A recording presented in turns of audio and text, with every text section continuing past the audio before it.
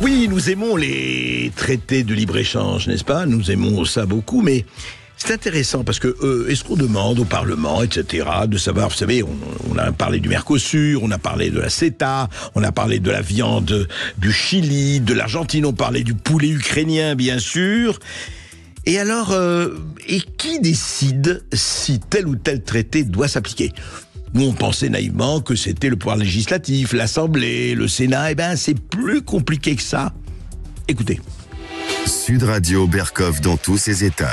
Libye Montana, oui, un rap dur, si on peut le permettre. Alors, pourquoi on vous en parle? Parce que vous savez que Valérie Hayer, qui est la tête de liste Renaissance aux Européennes, passe évidemment sur tous les fenestrons, radio, télévision, et c'est normal, puisqu'on est en pré-campagne des Européennes, qui, c'est, je vous le rappelle, le 9 juin, pour le cas où quelqu'un aurait oublié, le 9 juin prochain. Alors, on l'a interrogé sur le CETA. Vous savez, le CETA, c'est le traité de libre-échange entre l'Union Européenne et le Canada. Et il y a beaucoup de gens qui sont pas très d'accord et qui n'ont pas envie du CETA. Voilà.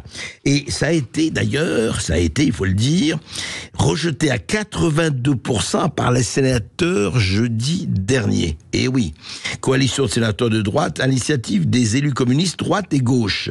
Alors le traité doit maintenant être étudié par l'Assemblée nationale et donc, on a interrogé Valérie Hayer, donc, sur ce qu'elle pensait du CETA et du vote du Sénat. Écoutez.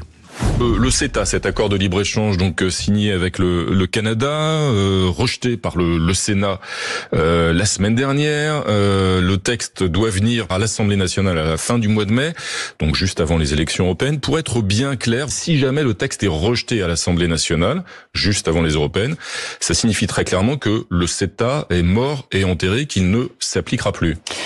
On aura une discussion et ce sera la décision du gouvernement de voir quelles sont les prochaines étapes. Ce sera la décision du gouvernement de voir quelle position sera prise par ailleurs. Quel que soit le vote de l'Assemblée nationale, le CETA pourrait donc finalement continuer de s'appliquer. Il pourrait. C'est pas beau ça. Est-ce qu'on n'est pas en démocratie?